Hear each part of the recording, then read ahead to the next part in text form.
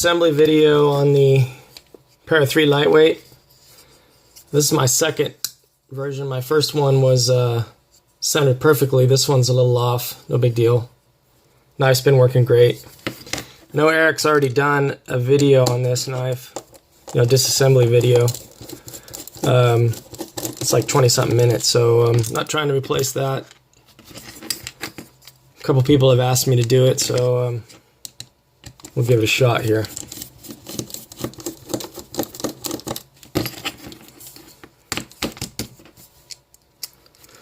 It's been a great knife so far. I'm enjoying it.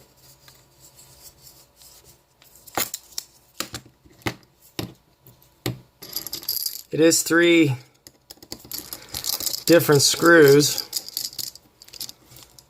a 6, 8, and a 10, which is kind of unique.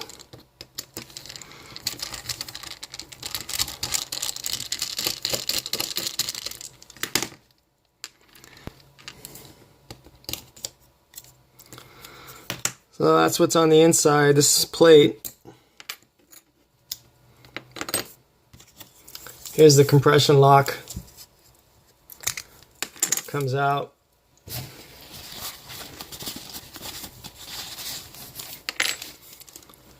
is what everybody's complaining about. There's nothing wrong with having the one, washer. And the boss, you can see the Fern boss there.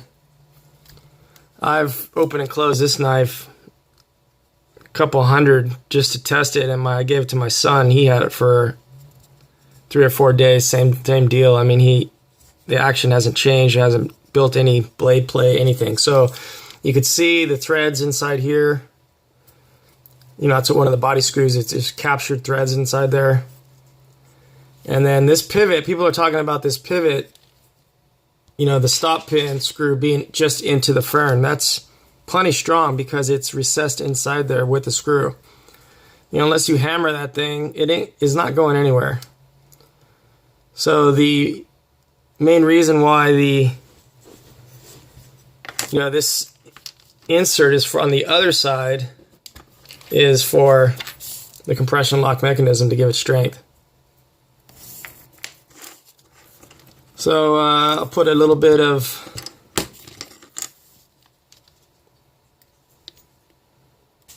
this is Liberty oil. What I thought was weird in the video Eric talked about is the holes in the blade besides the detent ball are for identifying the steel, which you would think maybe that's for the factory, to do that. It's kind of a weird deal when I heard that.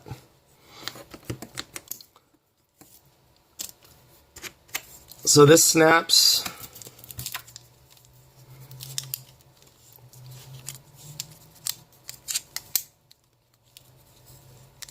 into here. Trying to do this on camera, sorry.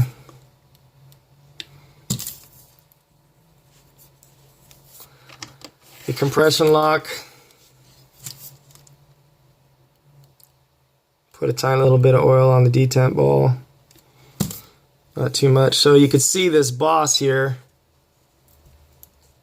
That's what guides the compression lock. And then the screw from this piece right here goes into that to hold the compression lock in. So you can see how it gets held in there, and that sandwiches around the stop pin up here.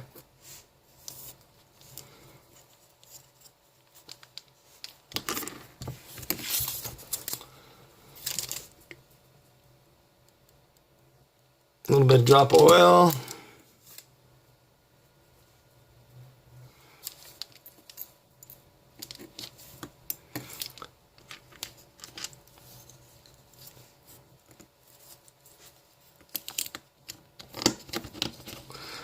Release, make sure what I usually do first is, you can see the pivot screw. I had put a little tiny dab of Loctite on that.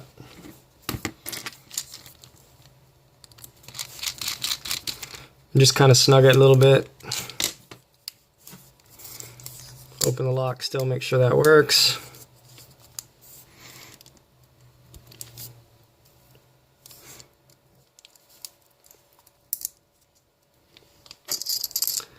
Get your 6 started, just snug it down a little bit.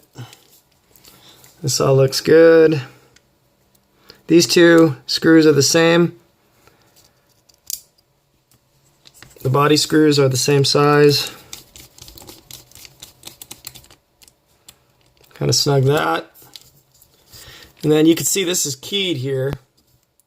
So for left or right hand, because I'm right-handed, you make sure that goes in like that. And what I usually do, this will drive you crazy, trying to come, when you turn it over, it'll just fall out. So I put something usually underneath there.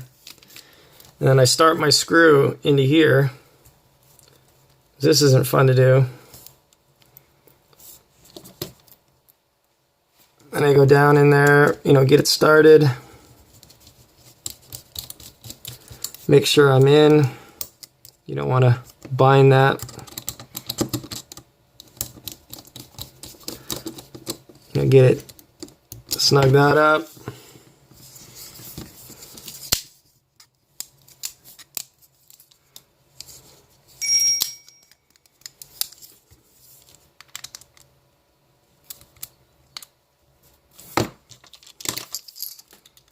You know, I mess with this thing all different types of ways to get it centered. I'm not worried about it. It works just fine.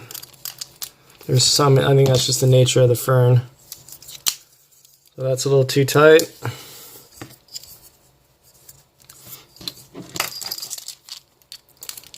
Back it off just a little bit.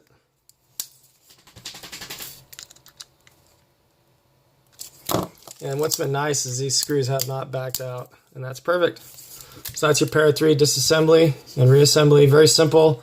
You saw what the guts are, you know, on the inside. So hope this helps.